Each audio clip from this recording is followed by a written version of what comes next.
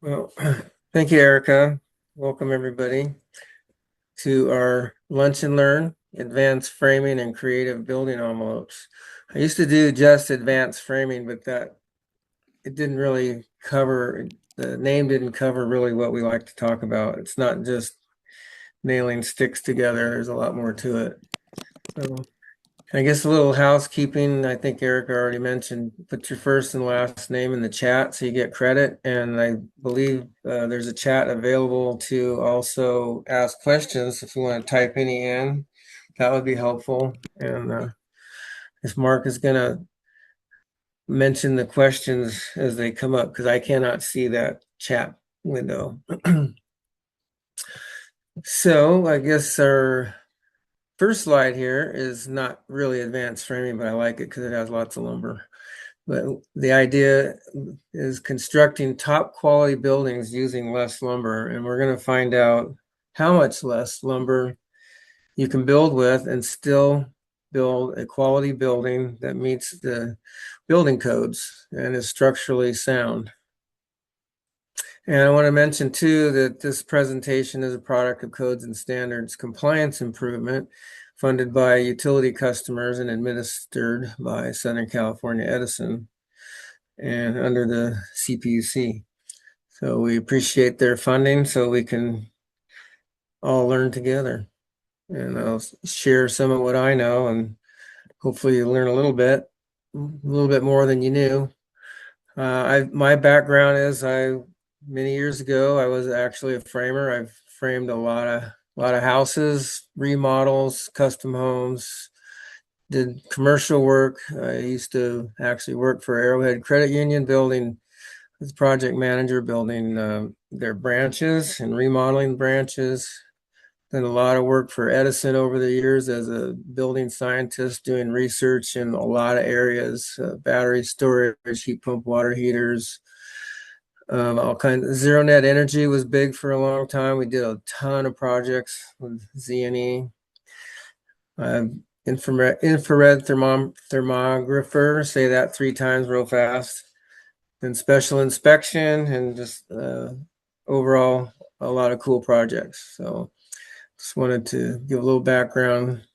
I'm not just a guy that read about doing this stuff. I got the calluses and the scars to prove it. Anyhow, we'll get going. I'll tell you what I'm going to tell you, and then I'm going to tell you, and then I'll tell you what I told you.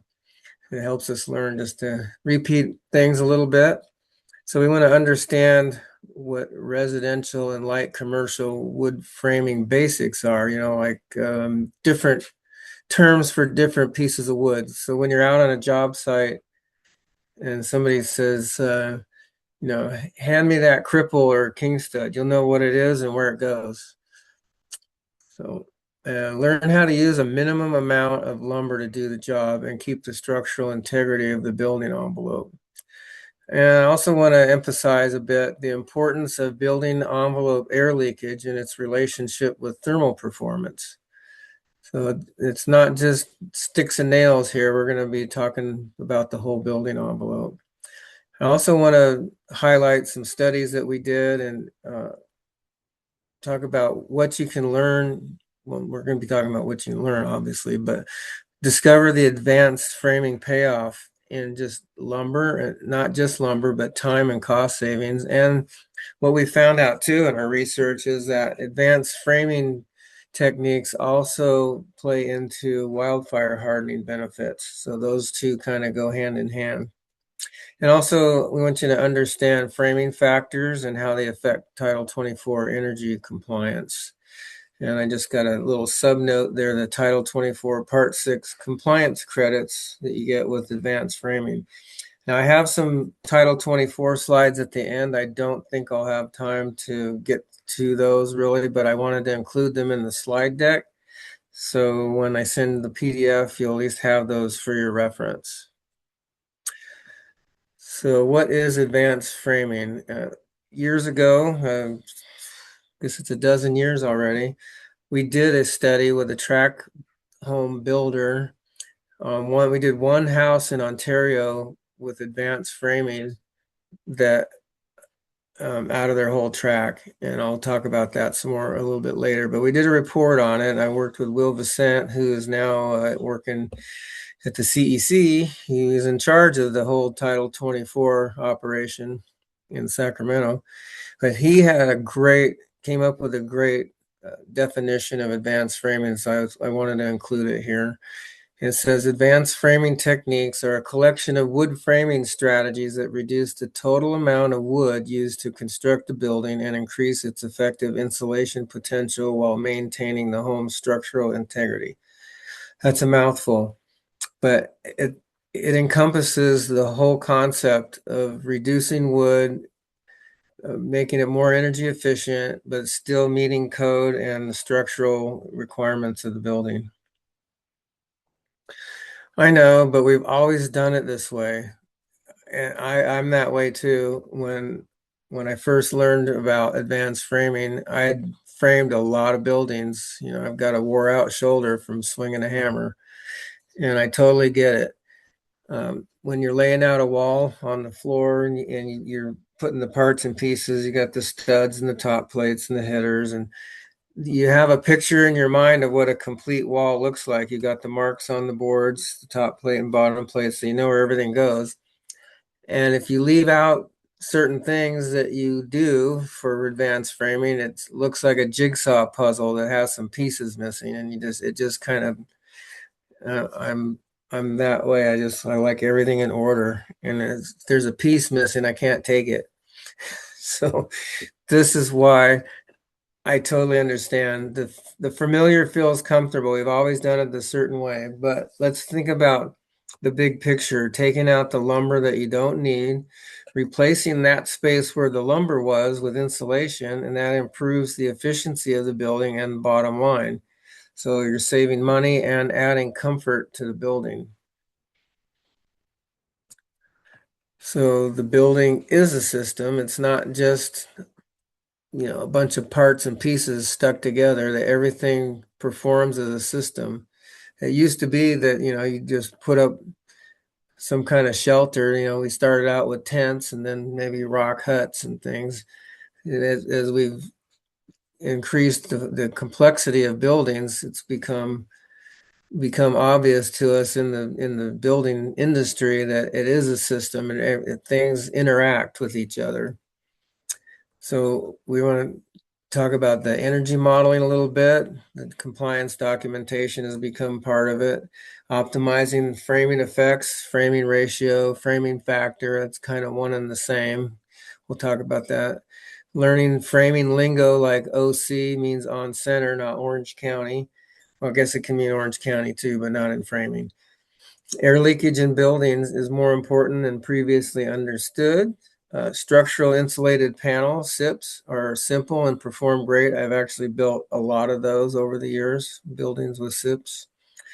Fasteners, that's a fascinating subject to me because a lot of the code requirements, a certain number of nails and the king stud to a header. And when you put all those nails in, oftentimes it'll split the wood, and it's frustrating, but that's my own personal problem. You can leave quite a bit of lumber out and still meet code requirements. And there are many creative solutions, so let's get into it. We do have a display that I've worked on over the years with Edison, and we're gonna do a kind of a deeper dive into the display of high performance wall and attic modules. They pull out, and we've got all kinds of things there. It's a classroom in a sense. They call it the smart energy experience. There's a smart home in there, and then this other wall there, you're looking at half of it in this photo here. You can see the different pullouts, and we emphasize a different we wanted to show different ways to meet code with a lot of different materials, different building materials, and not just energy code, but now we've updated a couple of the modules for fire code. So there's a lot of different terms: the plate, sill plate, or mud sill.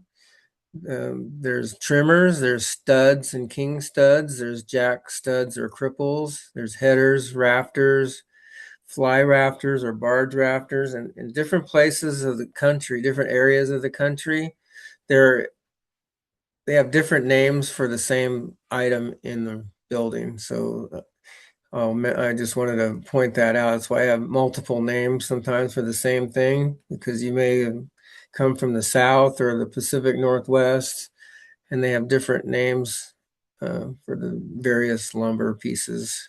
So there's floor joist, rim joist, or band joist. I know in Southern California they call it the floor joist that goes on the outside edge is a rim joist, and then up northern, like in Washington, I've built a lot up there. They call them band joists. So, and then you have purlins and braces, knee walls and pony walls up in the attic, or in story and a half type buildings. Then you have soffits and drop ceilings and interstitial space, like between floors and things.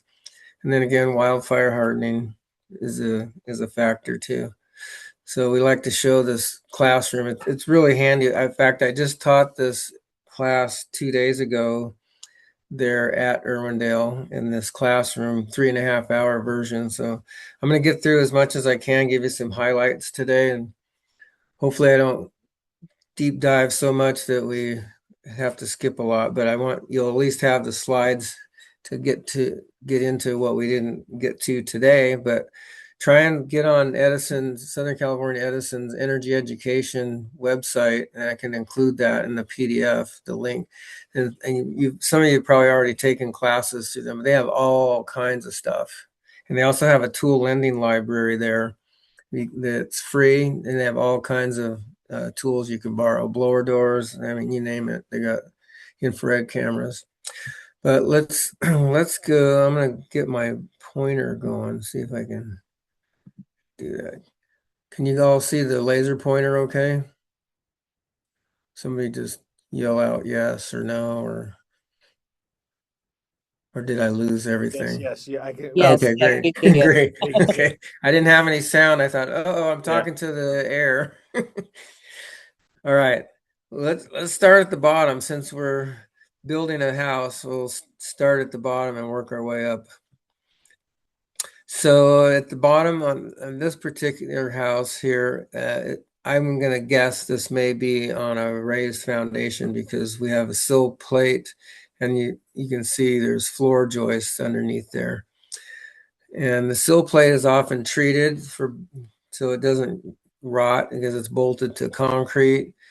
A lot of times they want to add maybe some tar paper or something, some kind of gasket material between the plate and the concrete. If it's on wood to wood, you don't need that treating.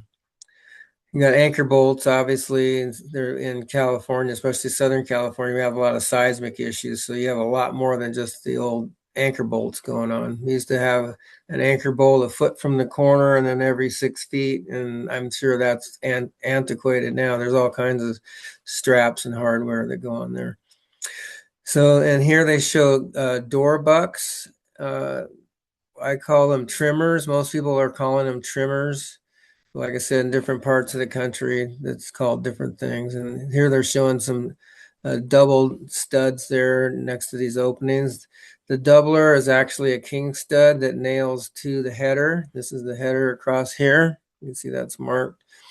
And here's the header joist down below. That's for floor framing. So maybe there was an opening below this if this had a basement or something. So they have a header across, and then they would have floor joists that would go on across here. And these are called jack studs under the windowsill. But a lot of framers will call those cripples. And the same above the window, like anything that is cut, it's not full length, is considered a cripple. It's cut off, or a jack stud.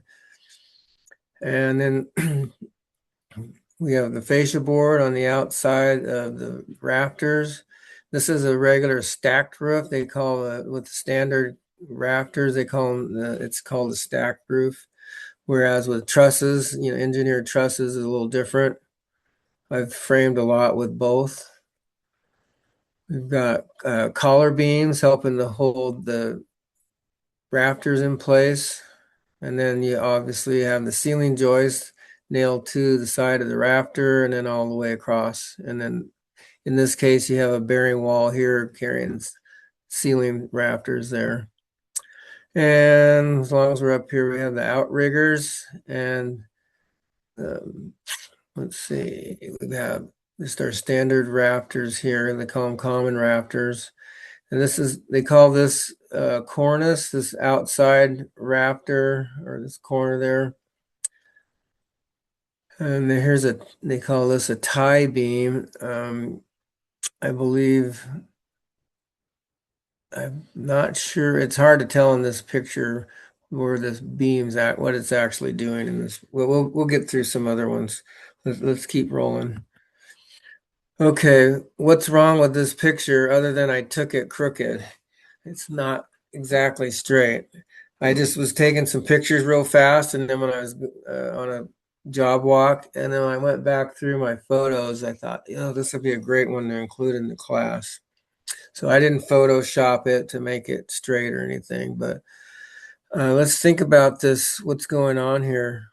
We've got 5 pieces of wood right here going through the wall, which are thermal shorts. And then you have another stud right here, an inch away from those.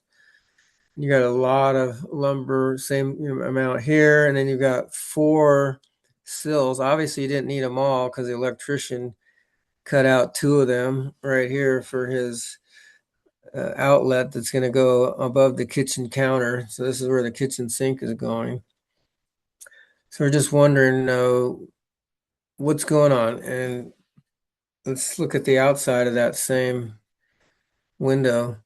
So what they did, they had a 2x6 wall overall, but then they put 2x4s inset for an architect. I talked to the architect and he said, well, that was I wanted to make it so we didn't have just a straight wall with the windows on there. So he wanted to make something that looked nicer, and then ended up putting some kind of shading above the windows too, some awnings. But that's so much lumber. There's got to be a better way to come up with inset windows or something that an architectural feature that doesn't have a gigantic thermal short around the window. Speaking of thermal shorts, let's look at the thermal camera, what that looks like. This was a friend of mine's house. He had a room addition. I went over there. He goes, Ron, my room addition, I can't keep it cool in the summer. Well, if you look at the ceiling there, you'll notice there's 0 insulation in the ceiling. You can see the framing on the walls. You can kind of see the framing in the ceiling. The walls got insulation. It's a little cooler where the insulation is, and the thermal shorts where the studs are is warmer. It's telegraphing through. But in the attic, it's so hot there that the framing actually looks cooler, and you've got the radiant heat just bearing down into the room.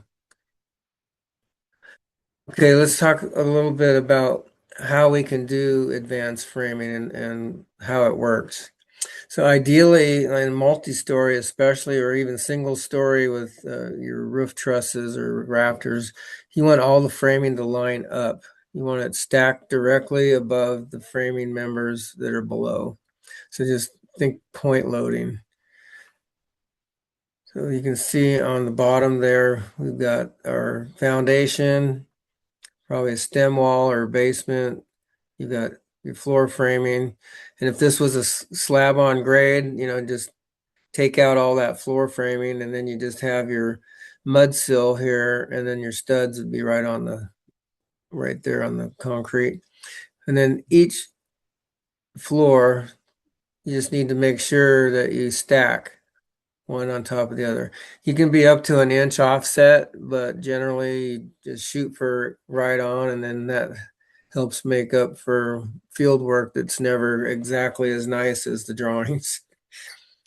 You can see our studs are lined up under a single top plate here, and because it is a single top plate, it really has to be point loaded. And then notice our trusses. We have a raised heel truss. That may be something you haven't seen before, but that allows you to get full depth insulation all the way out to the outside wall. You'd be amazed at how that affects your energy calcs when you, especially on a low slope roof, when you can't get full insulation for the last 3 or 4 feet all the way around the house, especially a full hip roof. So purlins run perpendicular to the rafters and joists, and then purlin bracing must be anchored to the walls or other creative ways to get that braced. I've been in a lot of attics that had to come up with some crazy stuff to make sure you had your rafters braced up. It's not as much of an issue anymore because most people are using trusses for almost everything, and they come up with some pretty creative trusses. Like these trusses here, you got over here on the right, got these trusses riding in the hangers there on a doubled up truss going the other direction. So you can really get some big spans with trusses. And then here we've got, I'm calling it a purlin, but there is a spacer, a 2x4 that holds the trusses on their 2-foot centers. So it's kind of like a purlin with the modern roof framing. So those are nailed to the bottom core of the trusses. Let's get rid of that. Like trying to figure out how to get rid of that every half hour. I'm gonna fix that. This is there's a book that was done from real world research up in Stockton that Rick Chitwood and George Kortzen were part of that. And I was able to get in on a little bit of that, and I really was impressed with, they took advanced framing to a new level. They did, if you look over here, they got their studs notched out for a header to put in after it's all insulated. They've got continuous insulation board on the exterior. They have raised heel trusses. And no, those are not skylights up there. They just haven't got the roof sheeting on yet. They have if you notice here, there's no cripples at the end of the sill. The nails are fine through the king stud to hold that up. They're not going to fall down. So you can save all the cripples there. Got a single top plate and a lot less lumber and a lot more efficient house. So there's a lot of savings to be had there. So let's just do a deeper dive. And I don't know where I got this photo from. I promise I did not frame that wall, but I found this somewhere, I think on the internet. So I try to give credit on everything that I didn't actually take the photo, but I don't know where this came from. But it was such a good illustration, I wanted to use it. What is the purpose of each piece of wood? So just kind of get that in your head. Why are all those pieces there? Why are they at that particular spot? Let's start right here. We have a double top plate. Then we have the stud right here where the first layer of top plate has a joint. So you need to have a stud wherever your top plates, if the top plates were over here, you'd have to have the stud over there. So I'm wondering, why didn't they just cut this one back a little further or extend out to try and save a stud? Or was that the layout, the way the architect drew it was because of where the window was? Anyhow, there was an extra stud there that could have easily been avoided. That's a minor thing, but just wanted to point that out. Let's go over here to the trough or the channel. Some places it's called a T-post. Why, I have no clue. But channel, I kind of get it. It's like a C channel. It actually is 3 studs. Sometimes you see it done with 2 studs and then 3 blocks in the middle. But it's easier to have just 3 studs. But then you got this dead airspace behind it that you can't insulate. So that can be done better with ladder backing, and I'll show samples of that in a bit. And why all these studs here? Not sure what the reasoning is unless there's a massive point load above. but above we have this beam. There's a beam going across. So there's a real good chance that this whole thing is a non-bearing wall right here because you've got a beam up above. So we could have gone with a 2x6 flat right here and skipped all that header there, and certainly skipped multiple studs on both sides of this window opening. So we could also get rid of these cripples. We got double cripples here, which is kind of crazy. Double cripples here. And then we got, obviously we have these cripples here that are holding layout, so the drywallers don't get mad at us. But we could definitely do better as far as lumber savings. I'm going to back it up. Let's look at this right here. We got double double trimmers under the window. This is a very narrow window for having double trimmers. There's really no need because you can take those out, and if this is a non-bearing wall and 2x6 flat, you don't even need trimmers on that by code. And I'll give you guys the code. Here is some code right here where this rim, where you got a rim joist table right here, part 2.5 with the January 2026 update. One or more full height studs. So it says you can have one or more. So where a framing anchor is used to support the header in lieu of a jack stud in accordance with note D of table R602.7.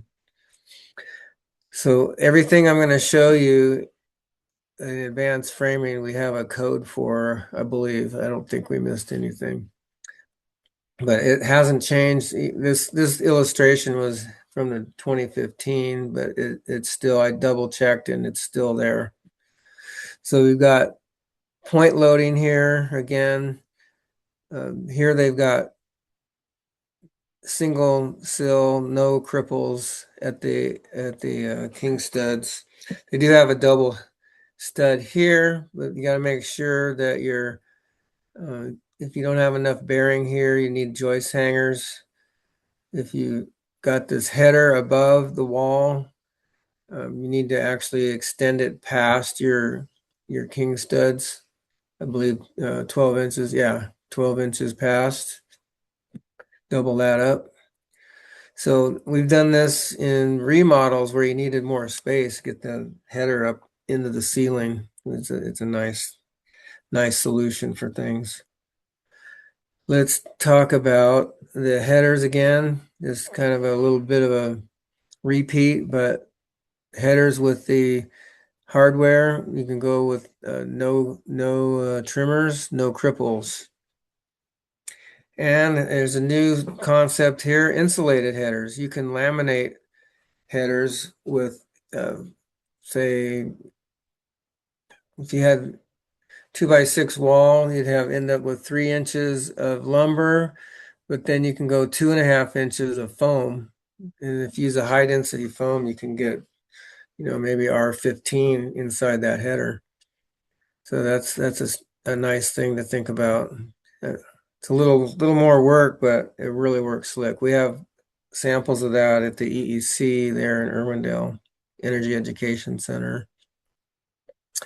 So here we talked about the trough or the channel in that one wall section. This gentleman's framing one there, getting ready to put it in the wall. And the answer that we like to use is ladder backing. You can see over here on the left, I've got 3 blocks across here, and the wall can intersect anywhere on there on the blocks, and then you can get pretty much full insulation in that exterior wall where the walls intersect. Notice it's got the tinted colored wood. That is for fire retardant and also for bugs. So, and then we've got the code right here for ladder backing. The picture of that module 1 at the Energy Education Center. Here's a little sample of an insulated header with a single king stud there, a 2 stud corner. single top plate, a good solution is plywood. I really like that a lot better than dimensional lumber especially for a top plate, single top plate. And then wherever you use single top plates at the joints, you need to have some metal hardware that's connecting, not just the corners, but if they're even over a stud, you need to have, I believe, connectors above that. And working with Rick Chitwood, he mentions that in his research, he's retired now, but I've had the privilege to work with him for a few years. Great building scientist. The nationwide research shows framing factors at 25%. I've had the same experience as SCE with production builders saying they are doing advanced framing, but they seem to only be able to get to the framing factor down to about 20% rather than what he did in, I believe that was in Reading and Habitat for Humanity, their Stockton homes, 9 to 11% framing factor. So, and that was that one that I showed you already with the notched studs for the headers. That was the Stockton homes that they did a full report on through the Epic project. Here's this, I took this photo at that Stockton house, the Epic project. I liked how they used the raised heel trusses. They didn't have any eaves on this one, I don't believe. Or maybe they did and they blocked it. I don't recall. But they used the raised heel truss and they make great chases for wiring and plumbing. And they used OSB single top plate. And I believe George said he was able to get these 24 feet long. So for the houses that he was building, maybe even longer, he didn't have any joints in any of the walls, only at the corners. So, and here's the code reference for that, for the single top plate. And let's talk about insulated corners. Energy Star requires that the space provided at the corner allow for at least R6 as of Energy Star 2018. I don't know that that's changed. So you can see our ladder backing over here at the with 24-inch on center drywall clips. And I'll show a little illustration of drywall clips here in a bit. So looking down on the corners, you can see this version. See the two studs and then the ladder backing across here to carry the drywall. So there's a couple different variations you can do with these different illustrations show that and details. But don't steal these for your drawings because they're not as cool as what you guys probably draw now with the computers. but here is the code for the omitting the third stud. So you can use backup cleats, metal drywall clips, or other approved devices, but I don't know what that would be. So I like to say, while building boxes, think outside the box. So there's a picture of a drywall clip there. I've used better ones than that actually grab the drywall better, but that's what we could find for a photo. So how much or which lumber can be removed? Talking about framing factors. Any lumber that can be removed without affecting the structural integrity of the building, and which is also covered by code. And like I mentioned, think about other needs such as drywall backing with drywall clips. So pop quiz, keep you awake while you're eating lunch. What is the average framing factor of new homes? Does anybody have a clue? The answer is around 25 to 26% or more. So framing factors of 15 to 18% are fairly easy to get to on single story and top floors of multi-story wood frame buildings. But it's even possible to get down to 11% on simple single story designs or the top story of multifamily. And SIP panels are in the 5% range. They have very little thermal shorts going on. So just to give you an idea of what framing factors, say at 25%, if you have a 10-foot long wall, a 25% framing factor means that 2.5 feet of that 10 feet is solid lumber through the wall. So, and if you can get that down to 10 or 15%, then you'd have only 1.5 feet, and then that other foot can be added insulation. And I believe insulation is cheaper to buy than lumber. It historically is always cheaper. So here's another shot of our classroom with the pull-out modules at the Smart Energy Experience. The two that are pulled out, you can see the shorter one in the background there. The first one shows just different ways to frame a building, and that's fixed. That doesn't slide in and out. But this next one here, this is number 3, and then this is number 6. We upgraded those for wildfire hardening, and here you can see this line is zone 0. The 0 to 5 feet from the building. So let's just go, we'll dive into this. I actually do this in person. It's so much easier when you guys are there and you can see everything, because you can't really look around and look inside and see all the angles and everything. And look at the insulated header here. We have little placards and numbers. There's little dots with numbers that are keyed to the placard, so you can do like a self-guided tour, which is handy. So here's module 1. We show the Cool Roof Council certified shingles. And you just go through everything. We show staggered studs in here. There's just a lot going on. Here's a SIP panel version, module 2. It's actually has graphite foam, but at 5.5 inches wide. Just imagine a coffee cup that's maybe 1/8 of an inch thick, and your hand doesn't get burned holding hot coffee. So you can imagine how this is going to keep the house warm and keep it cool with that much insulation there. It's like a giant thermos bottle. And we also show a lot of different things here with the rain screen and the rock face, different types of stucco. I'll show you, let's see. Module 3 has something we like to point out too, is this one's hardened for fire. So see the red numbers are items that have to do with fire hardening. They may have a fire rating, like the shingles, concrete tiles, Class A. The O'Hagan Fire and Ice Vent is an ASTM rated item. It's got an ASTM number. But one thing that I like to point out that we did a fire study with Edison, and in October when we do this training again, or this webinar, we'll do a wildfire hardening. We built 2 buildings and we burned one, and to see if the other one would hold up when it was right next to it. So we use this stucco here called U stucco. It's waterproof, fireproof, mold proof.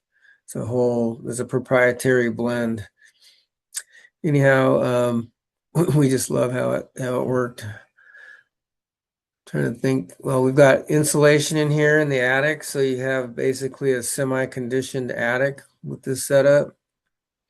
We've got a 1-hour fire window in this one, and the window that we actually used in the test is inside the display right there. Trying to think. Obviously we've got the raised heel trusses again. We've enclosed the eaves for fire, trying to keep the embers out. Of course, in this closed attic system, that one wouldn't be an issue, but some others there would be. We've got 2 stud corner, advanced framing, single top plate. A lot going on. Flame block roof sheathing up here that adds to the fire resistance of the building envelope. And then also on these signs, we show our roof framing factor, our roof assembly U value, and the same with the walls. So like our roof framing factor on this is 6.8%, which isn't bad. So our roof assembly U value is 0.026. Our wall framing factor is at 17%. And our wall assembly U value is 0.044. So I won't read off all these things, but you can go through this later on. Here's our roof assembly, a little closer up, some closer up views. We did use fire caulking on the joints, keep airflow out, keep embers out. One thing we also did is we put like a hardy backer, hardy board siding as fascia behind the drip edge, the metal. We saw in the Altadena fire a metal roof where a house burned just from the radiant heat because it had a metal roof and the framing lumber underneath the metal roof ignited. So we suggest a thermal break there. And there's that thermal or the fire rated sheathing. Let's see, let's go to the next one. Oh, here we got a close up of the windows. I didn't realize I had all these new slides in here. That's cool. So we got this is the U stucco with the color coat on it. So you just put it on standard paper and wires, chicken wire. K-lath works. Here's a 1 hour window, fire rated window. It's got 3/8 glass on both sides and then 3/4 inch airspace for a full 1.5 inch assembly. It's got a lot beefier frame and a lot bigger price tag than a vinyl window, but sometimes you need it. Let's look at module 4. It's got, in this case, you could have a slope ceiling, clear story, cathedral ceiling, or ducts in conditioned space, as we're showing here. So you have various things. What you'll notice with our display is a lot of times we'll have more things going on in the same wall or attic than you would normally. We're showing multiple versions of something just because we're limited on space. So don't give us bad check marks for having things that maybe shouldn't belong. Because we're just trying to show as much as we can in a limited display space. Because here we're showing the insulated window buck for 1.5 inch CI, continuous insulation. And there's a different style window here. It's not a fire rated window. We got TJIs for rafters. There's a header back up here, laminated lumber header. We're showing a duct in here. It's hard to see in this picture, but there is insulation up above with a baffle for ventilation, for attic ventilation. And then again, the cool roof rating council shingles. So you don't have to have white shingles to get a cool roof. You can have pretty much any color anymore. And here we have box headers. We're showing a box header. And that would have been this one. You can do this because this is considered non-bearing. This is carrying the load here. And I have the placard or the signage on each of these modules, a close-up in the slide deck, so you can kind of go through and see what we did on each of those, because I don't have time to go through every single one of them because it's quite a list. We tried to list everything that went into the construction of that module. I mean, all the way down to the baffles. We have a weather resistant barrier and the window flashing. You really got to pay attention to window flashing when you're, especially with the thicker continuous insulation, 1.5 inch or more. 1 inch is pretty common now, but get into the thicker stuff and it can get tricky to make the flashing go where it needs to go so it doesn't leak. You don't want any callbacks when the first rainstorm hits. Here's module 5. We're showing, this is the only module, I believe, that has 2x4 walls. Everything else we've bumped to 2x6, but this one still meets code with 2x4, mainly because it's advanced framing. It's closed cell spray foam inside the wall. It's also got 1-inch continuous insulation, but it's a R8 per inch Kingspan foam. It was the highest 1-inch we could find. And I don't know that you can just go get it from Home Depot or a local insulation supplier. We had to get it shipped from the factory. So hopefully that was a few years ago. So hopefully things like that are more readily available nowadays. Let's see what else on this one. I mean, we're showing brick veneer and the thin version of scratch and brown stucco over the rain screen. So there's quite a bit going on in this wall. Let's see, it's got a composite window. I like go back real quick. You can't see it in this picture, but the window companies gave us these cutaway windows, and you can really see how all the frames made with all the different extrusions. It's pretty interesting. Module 6, this is another one that we've upgraded to meet fire code as well as energy code. So if you look at this beveled siding out here, it looks just the same as these others, but it's not. It's actually a cement fiberboard instead of just redwood or cedar. And we've got on this roof deck, we've got some different things going on. Maybe this one over here on the right, you can see a little better. We've got mineral wool board up there, adding not only insulation, but some fire resistant qualities there. And then we've got, again, we've as a theme, you've probably seen across the board here, we've gone with the raised heel trusses. And this is again the 2x6 wall. We've got a different brand fire window, a 1 hour rated window there with a cutaway. It's a really nice piece to see, especially in person. If you ever get a chance to get over to Irwindale, you can do a self-guided tour. I think Tuesday through Thursday they're open, like 8 or 9 to 5. Let's dive into the placard a little bit. Oh, I wanted to talk about the solar skin. It's R5.5 and it's only an 1/8 inch thick. It's up here on top of our mineral wool. It's a new product that we've run across. It's got an ASTM number there, so you can check that out.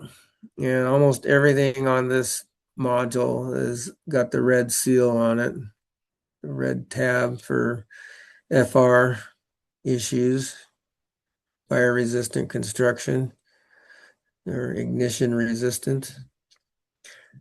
Fireproof is a whole nother thing. I think the U stucco for sure is fireproof, but there's a whole bunch of stuff dealing with fire rated or fire resistant versus fireproof. But I'm not going to get into all that. I'll leave that for our wildfire hardened presentation. But our fascia is also fiber cement siding. Get into that right here. And then you can see our soffit. We've got an enclosed soffit with the fiberboard, cement fiberboard. And then we have this unusual vent. You may or may not have seen these intumescent vents that when they get hot enough, they close up. They don't allow any more airflow into the attic. Then again, we're showing the intumescent caulking as well, that if it gets warm enough, hot enough, it will swell up as well. Even though we've closed the space, it does even more. And again, we've got the fascia here, the cement board fascia, and I believe it takes okay, but I think you have to give it a good primer. Then we've got the metal flat. We don't have the roof coming all the way down. We've got it kind of layered back so you can see all the different components when I'm back up and see. I don't want to miss any cool stuff. But we do have the LP flame block sheathing on this one as well.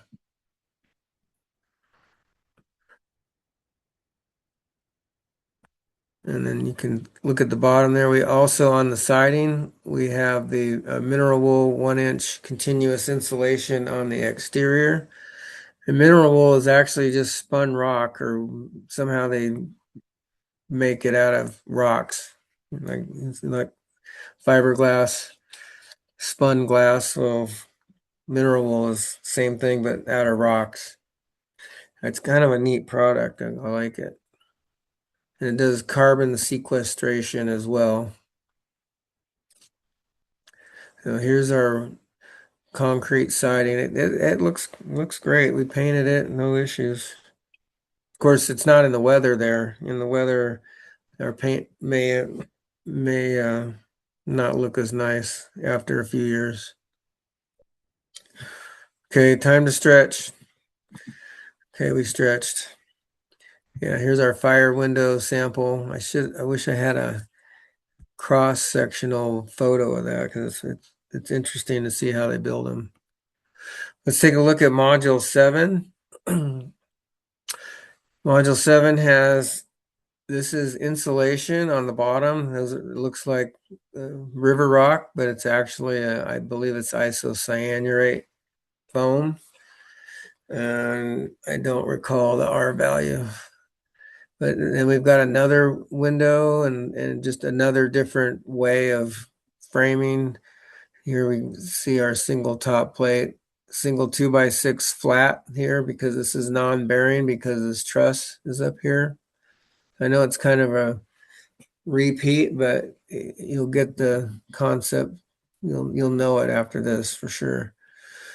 We have a different kind of a roof shingle here. It's an insulated shingle. I believe it's class A. I don't recall what the material is. They have it in a flat roof, like a flat concrete tile look, and also this is a Spanish tile look. So you actually get some insulation value right up here on the roof deck.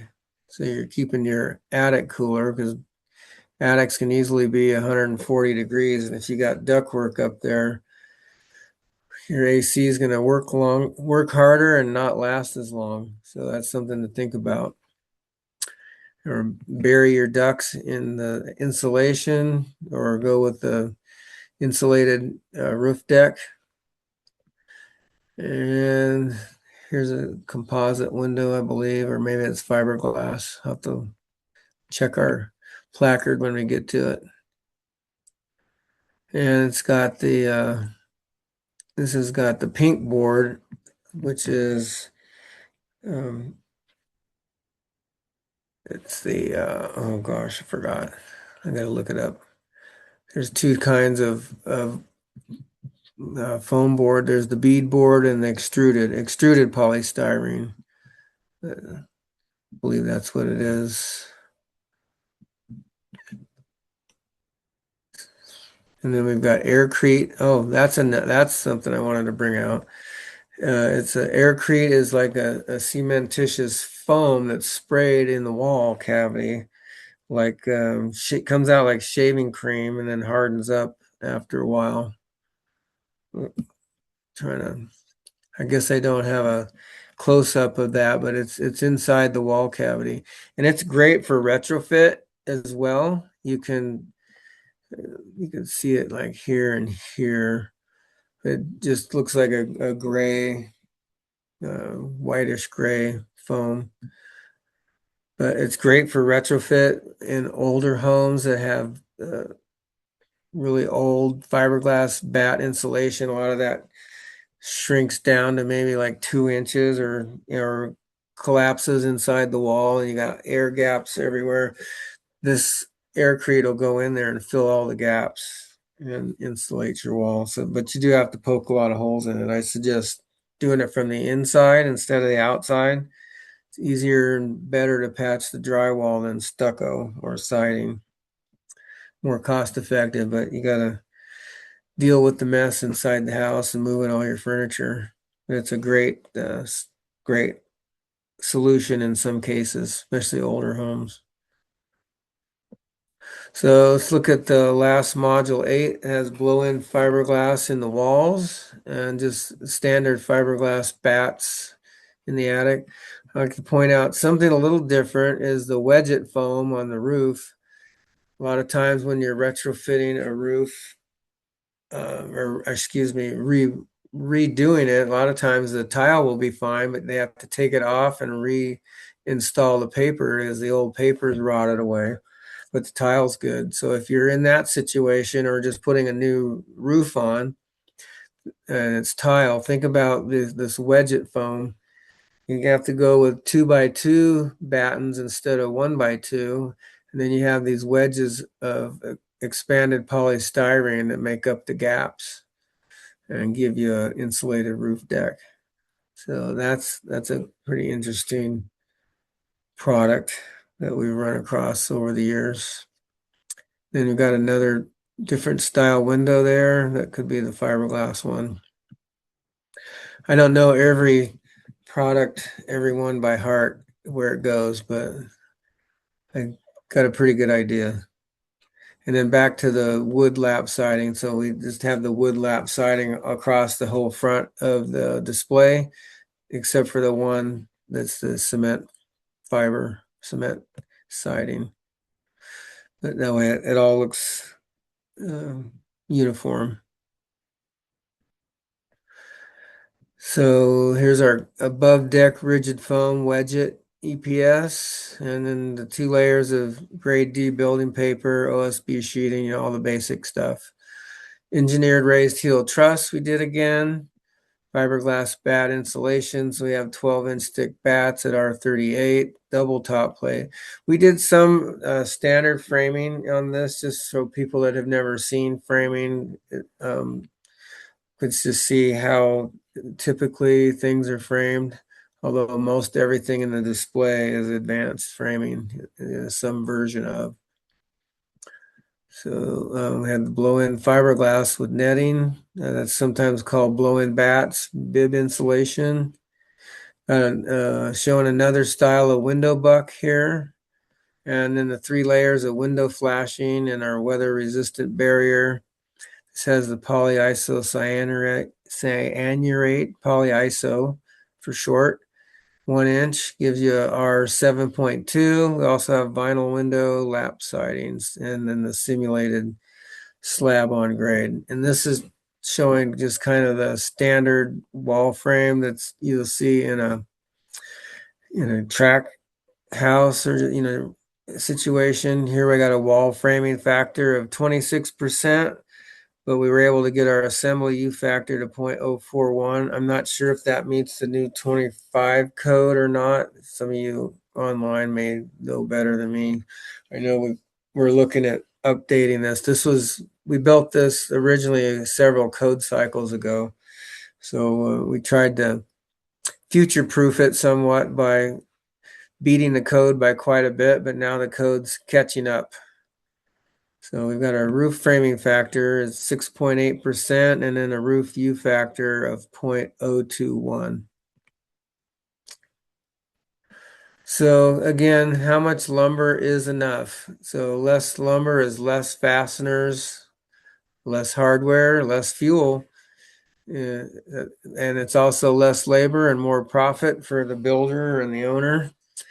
And advanced framing can help achieve higher energy savings and more customer comfort. When I was building homes years ago with a lot of SIP panels, My customers would tell me, Ron, this is a great house. I love how comfortable it is. It's so quiet and comfy. The energy savings, even though we sell that going in, that's not typically what they talk about after they move in. So that's just a tidbit, I guess, I've run across over the years. And then here again, we have our code reference for omitting the top plate over headers. So you can you don't need any top plate over header as long as you tie it in correctly. Let's look at a case study that I worked on. I briefly mentioned it earlier. Let's see how we're doing on time. I think we're doing pretty good. We performed this case study at 1,860 square feet, 2-story. It was a zero net energy production home in Ontario. I think they were building around 100 homes in this phase here. It was quite a few, but we just did this one house. I worked with the framing contractor, taught him and his crew how to do advanced framing. And he was a little hesitant at first, but by the end, he came back and said, Ron, I saved 80 studs on this house. I want to do the whole track like this. I said, well, talk to the builder. I'm happy to help with you, but you pretty much know what you're doing now. So I don't know if any more houses in that track got built with advanced framing, but that was in 2014. I kind of did a little update for inflation, and I think I updated this. Maybe I didn't. I don't. Oh yeah, I did. 2026.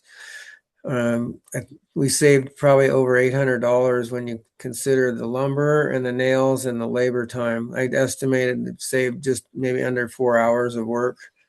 Could be more, could be less. That one's a little. You just kind of taking a wild stab guess at the time savings there. But some of the advanced framing strategies that were used there in that house was ladder backing, 2 stud corners, and also using drywall clips with the above and below the windows. We had less cripples as well. And here's another study that I was not involved in, but I ran across this in my travels and my research travels. I'll just read this real quick. Stud spacing can also affect cost savings. In one study, a 2,910 square foot home, switching from 2x4 16-inch on center framing to 2x6 24-inch on center, that reduced the number of board feet by 1,634 and cut costs by $171, which doesn't sound like a lot in today's dollars, but that was 24 years ago. When other advanced framing measures were added, like switching to single top plates, 24-inch spacing of interior walls, that's something we haven't really talked about much, and open headers, lumber costs were reduced $1,117. And I tried to do a little inflation adjustment and came up with, in 2026 dollars, it would be a savings of around $1,900. So it's pretty substantial on one house, especially when you think production builders, maybe they're doing 50 or 100 houses, and you're talking about some serious money savings there and time. So you could not just save the money, but save the time, and maybe you can push your schedule up a little bit too. So time is money. So that wasn't really calculated in. So maybe they can sell the house sooner and get paid sooner. Let's talk a little bit about air leakage. I mentioned that briefly. You can see over here on the left, there's a blower door I've installed here in this building. This was a zero net, kind of a multi-family situation, like a halfway house, rehab kind of a place. Basically, air leakage affects energy use and comfort. And I would say, I mean, the two obviously go hand in hand, but makes a big difference. Framing and air sealing. Look at this one on the right here. I mean, You can see this gasket. They're making the effort to air seal between the mud sill and the concrete. You can see the anchor bolts there and everything. They've got these 2x4s are under there to help them lift the wall and get it up over those bolts. But notice this puddle of water here. Obviously, this is lower than the surrounding concrete.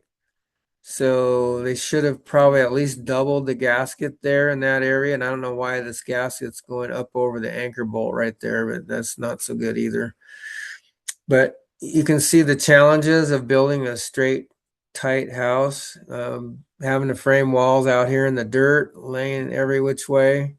It's really a challenge to get them all stood up and squared up and straightened up. So having been a framer, I feel for those guys.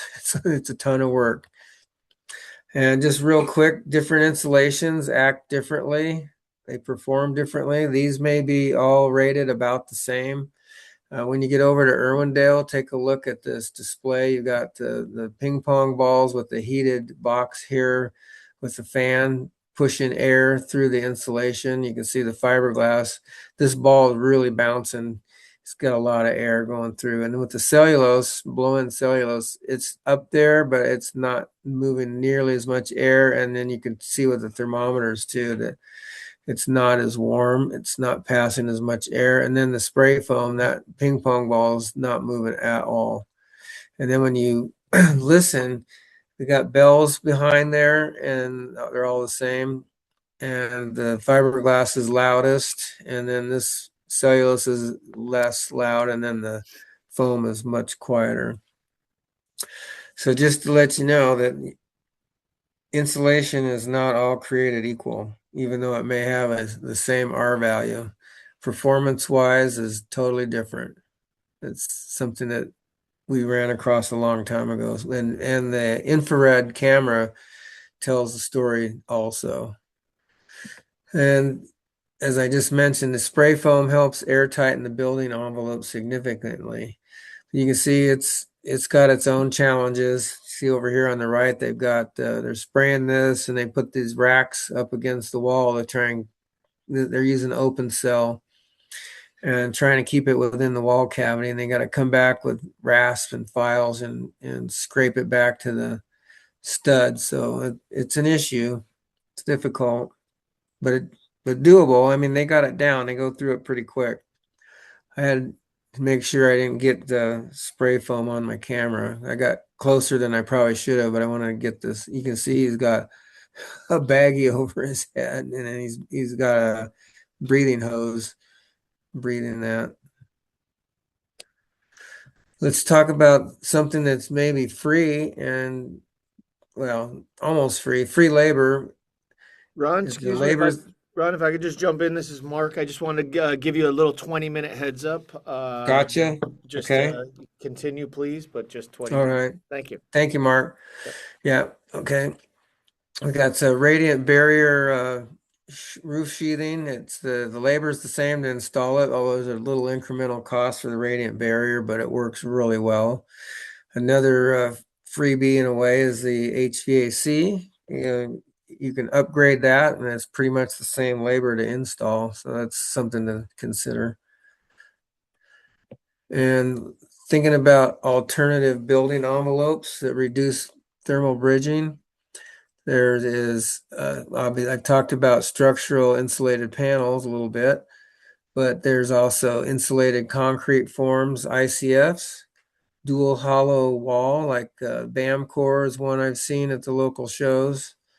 And you've probably all heard about straw bale and rammed earth. I think I've seen one rammed earth project in Southern California about 15 years ago. But it works, but it's a lot of labor. And if you guys know of any others, put it in the chat. I'm always interested to see what else is out there as far as building systems. Here's a picture. A buddy of mine did an ADU. I think it was over towards Long Beach. Did it with SIPs. When I was building, I built a lot of SIP homes up in Washington State years ago, and my drywall subs and my cabinet yeah, drywall and cabinet guys. They charge less money for these houses because the walls were so straight and true, and especially drywall, they had less waste because they didn't have to cut their drywall back where there was a stud. And then the cabinets went in, everything was straight and true. You didn't have to hunt for studs, just screw it in, screw in the parts. So anyway, just a little plug from experience that it's kind of a nice system. And advanced framing measures actually help improve. It doesn't show up as a single checkbox in Title 24, but it improves the building in ways that affect multiple compliance metrics, like the U factor, loads, peak demand, and ultimately the life cycle cost, LSC. That's something that's fairly new in the code. You guys are probably having to deal with that. I don't deal with Title 24 that much, just mostly just to talk about it. I don't do the calcs and all that. But advanced framing is basically one of the few things that actually saves you money in a new construction. It's a powerful early design strategy. Let's just quickly look at compliance, Title 24, Part 6 compliance credits with advanced framing. So this is kind of an overview. We'll start over here on the left, the framing and envelope optimization. So you got advanced wall systems, they call it, also as another name for advanced wall framing. So you can see they're kind of interchangeable metrics. Reduce framing fraction, like we talked about, like from 25% down to maybe 20 or 17.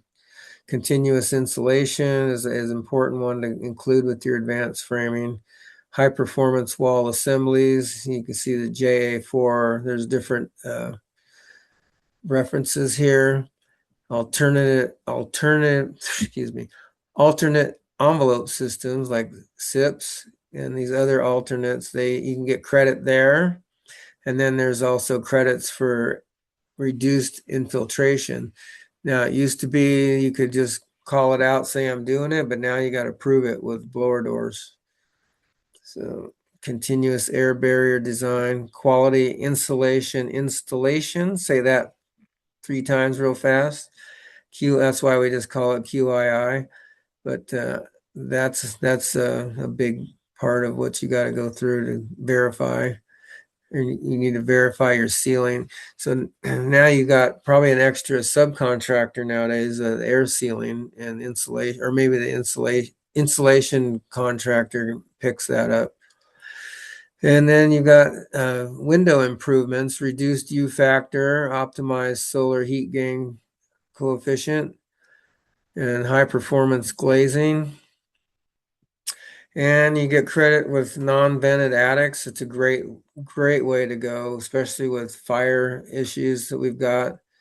And that helps with your ducts and conditioned space credit. And then think about above deck roof insulation. So there's all these things play into meeting that Title 24 compliance credit. And here's a bunch of acronyms. I won't bore you to tears with that. But I'm sure you guys work with this a lot, but this long-term system cost or life cycle cost, I call it. But this is something new. It used to be like time dependent valuation, TDV. That was the big thing because we have our peak rates 4 to 9 and all that. But now there's more to it. They take into consideration a lot more metrics. I just wanted to point that out. You've got a lot of different envelope terms here. Air infiltration. ACH 50 is something I didn't really touch on too much, but we've got your blower doors is measuring at 50 pascals how many air changes an hour. So then you got your new, used to be HERS raters. Now you got ECC, Energy Code Compliance Rater. That's a new term. So things are in flux a little bit. And then you have your wildfire and energy terms, WUI, wildland urban interface. I know you, as designers, you got to deal with that. And then the fire hazard severity zones. And then Office of State Fire Marshal, kilowatt hour, peak cooling. I mentioned that 4 to 9. So when you build these homes very energy efficient, you can help coast through that peak time quite a bit with using less energy. And then we've got quite a few different, I got some slides on Title 24 compliance metrics. I'm not going to really go into that too much. I've mentioned some of this. This is some mandatory envelope features affecting the advanced wall framing. So QII is assumed now. Air sealing impacts also. You got to tighten the house quite a bit. You need better windows. Duct leakage limits. You need definitely, that's a mandatory testing there. So you got a higher baseline. So it reduces your free compliance gains. So those of you that deal with Title 24 directly, you know that lingo. That's your world that you travel in. So, and here's our framing factors, talking about how it is impacts the assembly with lower framing fraction. It gives you a better U factor rating, reduced thermal bridging, improved R value, and then you got the same insulation, but you got more of it, more in the wall, and so you got better performance. So framing factor directly changes wall assembly U factor in the energy model. And here's this chart with telling you details of different framing factors with different on-center spacing with walls and roofs. And your continuous insulation, you got some design trade-offs here. So these slides you'll just have for reference too, should help you. Key takeaways: advanced framing equals a direct modeling benefit. And we're not going to talk about the wildfire too much. We've kind of hit on that. And then the performance is the whole envelope system, envelope strategy. The building is a system, so it all works together. The advanced wall system, air sealing, the roof framing, and your windows, fenestrations, they all work together in the model.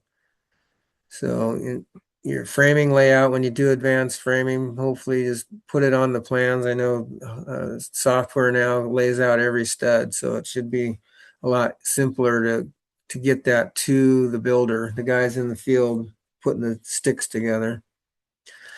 So when the constraints increase like they have, design strategy matters even more. Excuse me, I gotta get a drink. So our takeaway is advanced framing is simple to implement in incremental steps. You can begin with just one thing and add more. Buildings are a system. Energy efficiency measures also improve wildfire hardening, and get your whole team educated and on board before you even start. That's so helpful. You can take your whole team out to the Energy Education Center. We've done tours with building teams, with the GC and the subs and the owner and the architect. It really helps a lot. And they can see all the parts and pieces out there, and they talk about how they're going to work together before they get started. So they'll all work together over the years. And just think about what you learned today. How can I implement advanced framing at my company or my own do-it-myself project? How far can I go with advanced framing? But it is a bold step in energy efficient and hardened against wildfire building envelope. And like I said, coordinate with the trades. Is there any questions? Stay here as long as we need to answer questions. Please feel free to unmute and if ask any questions for Ron.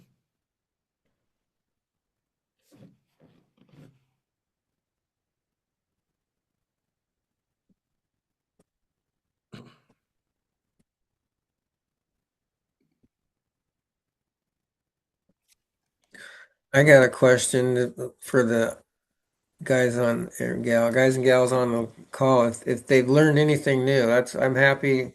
If they've learned anything new, then it's worth it. So anything new and helpful.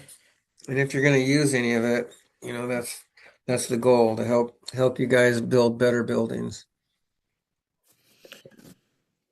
We'll also, what we'll do is we'll put the recording of this on our website. If you have any, if you want to revisit it, excuse me, or if you do have any questions after, feel free to reach out to Eric or myself, or Ron directly. You have all his information here. Okay. Thank you very much, everyone, for attending. Ron, thank you again. Um, we're here for you, and we will be we have a few more of the Southern California Edison webinars. Please keep checking our website, and we'll be in touch. And thank you again. Yeah, Erica, do you have anything? we're gonna do the wildfire hardening webinar, I believe October 7th. That's correct. Yes. So we'll dive into that portion of it a lot deeper. And we'll show a video of our burn test study. Fantastic. Thank you, Ron. All right. Thanks, everybody. Take care, everyone. All right. Bye-bye.